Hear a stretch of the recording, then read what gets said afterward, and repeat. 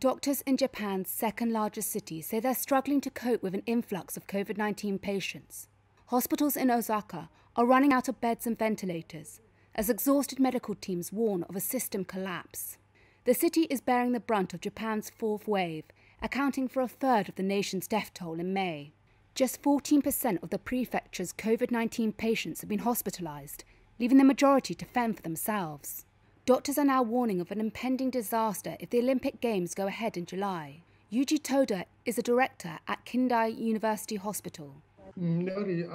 Simply put, this is the collapse of the medical system. We cannot take in patients. They say the Olympics will be the symbol of overcoming the coronavirus, but we haven't overcome the virus yet. From a medical point of view, the most important thing is to have the number of infected people under control. Everyone wants people to avoid gatherings.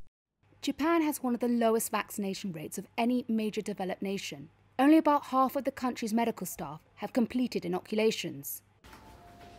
Caring for critically ill patients in the face of infection risk has taken a serious toll on staff. Some have been doing hundreds of hours of overtime for a year. Satsuki Nakayama is director of the nursing department at Osaka Medical and Pharmaceutical University Hospital. There are some intensive care unit staff saying they have reached a breaking point. In this regard, I think I need to think of personnel changes to bring in people with other hospital wings to support the ICU staff.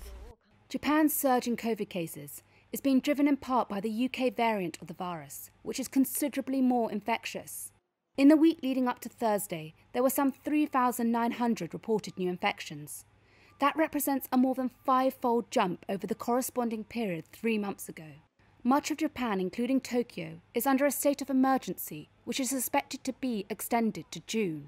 On Monday, Japan opened its first major inoculation centres in Tokyo and Osaka, as it races to vaccinate most of its elderly population before the start of the Olympics.